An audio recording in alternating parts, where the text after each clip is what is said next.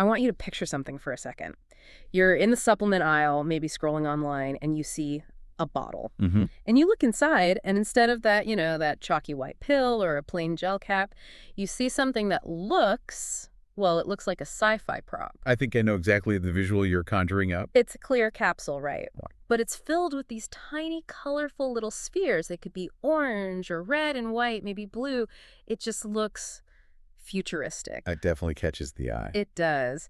But I have to admit, every time I see one, I wonder, is this just marketing? Is this just a fancy way to charge me an extra $10? Or is there something real happening in there? That is a very, very fair question to ask. I mean, in the supplement world, looking cool can be the entire R&D budget. There are a lot of gimmicks. Right. But in this case, what you're seeing isn't just for show. That sci-fi look is actually a visual cue for a very specific, a very sophisticated piece of engineering. We're talking about beadlet technology. Beadlet technology. It sounds kind of cute, honestly, like something you'd get at a craft store. It does sound harmless, doesn't it? But the technical term is microencapsulation. And if we peel back the layers, literally, we find a delivery system that solves some of the biggest headaches in nutrition and pharmacology. Okay, so that's our mission for this deep dive. We're going to look past the pretty colors and figure out the tech inside. We've been digging through technical notes, specifically from an article by Catalyst Nutraceuticals. A really insightful one. And we want to figure out how shrinking ingredients into these tiny spheres changes everything, from, shelf life to what actually happens inside your body. And that second part, what happens when you swallow it, that's where the real magic is. It's about the journey. This is a classic case of form-following function. We're taking a simple, dumb pill and turning it into a smart delivery device. A smart vitamin. I love that. Yeah. Okay, so let's start with the basics. What exactly is a beadlet? If I crushed one, would it just be powder? Not exactly. So, based on the engineering specs, a beadlet isn't just a solid lump of stuff. It's a structure. You have a tiny core, that's your active ingredient, like vitamin C. Or caffeine. Or caffeine, right.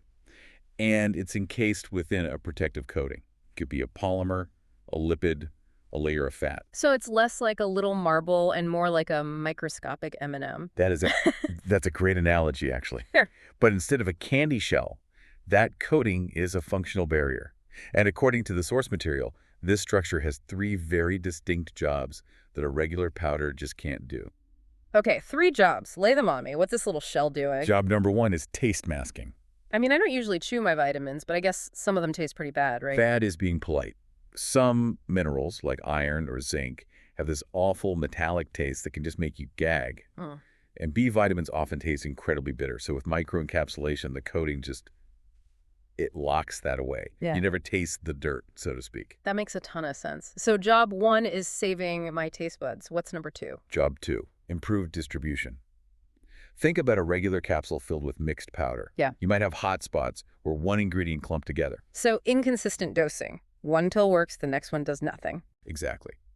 But with beadlets, you have thousands of tiny separate particles.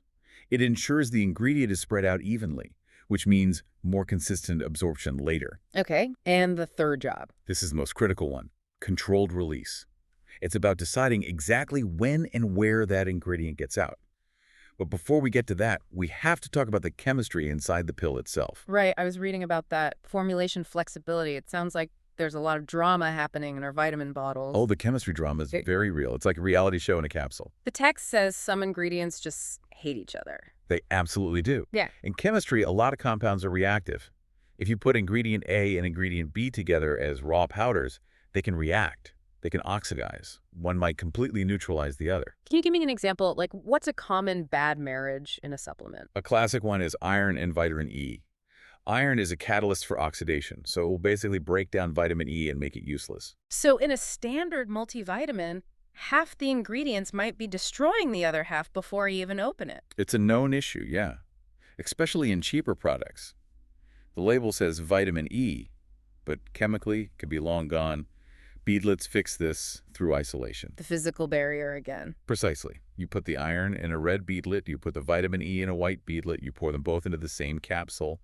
They could be touching, shaking around, but they never chemically interact because of those walls. You've basically built separate apartments for feuding neighbors inside the same building. That is a perfect way to put it. And this allows for formulations that were a nightmare before. like combining an instant-release energy booster with a sustained-release nutrient. Which also brings up protection from the outside world, right? Not just from each other. Correct. The source specifically mentions labile ingredients. Labile, so unstable. Exactly. Ingredients that are sensitive to, sunlight, moisture, oxygen.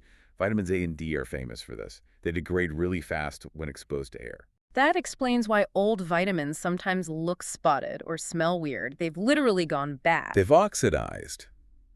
But that beadlet shell is like hermetic armor. It preserves the potency. And that brings us to what really matters for the consumer. The user experience. Right, because I don't really care about the chemistry in the bottle. I care about how I feel at 2 p.m. The notes mention this term that sounds a little scary. Dose dumping. It does sound dramatic, but it's a very common problem. So what is it? Okay, imagine you take a high-potency caffeine pill, a standard one. Your stomach acid dissolves it almost instantly, and boom, 100% of that caffeine hits your bloodstream all at once. That's the spike. That is dose dumping. And with caffeine, that means jitters, anxiety, your heart's racing. And then a couple hours later, you crash. Hard. Because your body overcompensates to clear that spike. Beadlet technology prevents this. By engineering the coating, manufacturers can create a sustained release. So instead of a flood, it's more like a drip feed. Exactly. The ingredient seeps out over 4 or 6 or even 8 hours. It keeps your blood level stable. That seems so much better. It's the difference between chugging a triple espresso and sipping a cup of tea all morning. It goes even deeper. We can also talk about targeted delivery. So we're not just controlling when it releases, but where. You mean like specific zip codes in your digestive tract? Pretty much. Yeah. And the best example from the Catalyst article is probiotics. Oh, this is a big one. I feel like I'm always hearing about probiotics, but I've been skeptical. Doesn't your stomach acid just kill them all? In many cases, yes. The human stomach is an acid bath. It's designed to kill bacteria. Great for food safety, terrible for my expensive good bacteria. Exactly right. With a standard probiotic powder, a huge percentage of those live cultures die before they ever reach your intestines, which is where they need to be. So you're basically just paying for dead bugs. Essentially. But with beadlets, you can use what's called an enteric coating. This is the material that doesn't dissolve in acid. It stays sealed tight in the stomach. And then it opens up later. It only dissolves once the pH level rises to neutral, which happens when it enters the intestines. So it's like a submarine. It protects the crew through the danger zone and only opens the hatch at the destination. That is the perfect analogy. And that's why this isn't just marketing. It's about making sure the product actually works. Okay, so we've got the science, the armor, the timing, the targeting. Let's switch to the business side. Why are brands rushing to use this tech? Is it just that it works better? Well, efficacy is huge for brand loyalty, for sure. But there are harder numbers at play. The first one is longevity. Shelf life. Yes. Remember that oxidation we talked about? If a brand's vitamin C degrades by 50% in 6 months, they have a problem. They either need a really short expiration date or they use something called overage. Overage? What's that? So it sounds like to guarantee you get 1,000 milligrams at expiration, they might put 1,500 milligrams in when it's made, assuming a third of it will just degrade. Wow. So they're literally just throwing away product because the delivery system isn't efficient. It's expensive waste. Beadlets protect the ingredient, so that degradation curve is much flatter. They don't need nearly as much overage. They save money. That's a huge hidden cost. And then, of course, we have to come back to how it looks. The vibrant look, as the source calls it. The hey, look at me factor on the shelf. The market is incredibly crowded. You see 10 bottles of white pills and 1 bottle of clear capsules with these bright, shiny beadlets. Your eye just goes there. It signals high tech. It signals innovation. It tells the consumer, this is different. And the source actually connects this to consumer trust. How does a colorful ball build trust? It's a bit psychological. Yeah. We associate transparency, literally seeing the ingredients, with honesty. And when the product works better, when it doesn't give you the jitters, you start to trust the brand's engineering. There's also the convenience factor, right? Multiple releases in one pill. Right. The stacking concept. So instead of taking 3 or 4 different pills for a pre-workout And swallowing 6 giant horse pills before the gym, which is just, it's unpleasant. It's a meal in itself. Beadlets let you fit all those different ingredients with different release times into one single manageable capsule. You reduce the pill burden on the consumer. Which means people are more likely to actually stick with it. Exactly. Adherence is everything in nutrition. Okay, so let's look at the specific applications. We touched on probiotics. What else really stands out? Multivitamins are probably the biggest one Why multi-specifically? because of the water-soluble vitamins. B complex and vitamin C. Your body can't store them. So if you take a huge dose all at once, your body absorbs a little and then you just flush the rest out. The classic expensive urine joke. Precisely. A beadlet multivitamin can stagger that release. It gives you a little bit now, a little bit in an hour, a little bit more later. You actually utilize the nutrient instead of wasting it. That makes so much more sense. What about sports nutrition? Well, for pre-workouts, instead of that massive caffeine hit, you get sustained energy. It lasts through your entire workout, not just the first 30 minutes. So you're not shaking so badly you can't hold the barbell. Right. And then you have cognitive health. Nootropics. Brain boosters. That's a huge market. Huge. And the challenge there is bioavailability, how much of it your body actually uses. These are expensive compounds. You want to make sure they're not just being digested as food. Beadlets are becoming the gold standard for that. It really is amazing how versatile it is. You can apply this to almost anything. That's the beauty of it. You can custom design the release profile for whatever the goal is. Sleep aids that release in waves to keep you asleep. Immune support that targets different parts of the digestive tract. It's all possible. So if we zoom out, where does this leave us? Is this the future for all supplements? I think it represents a shift in philosophy. We're moving away from just bulk nutrition, throwing massive doses at your body and hoping something sticks. We're moving toward precision nutrition. Exactly. It's an acknowledgement that biology is complex. The when and the where matter just as much as the what. It's really compelling. But I have to ask the cynic's question. Is there a downside? Is this just making supplements way too expensive? That is the trade-off. Manufacturing beadlets is complex.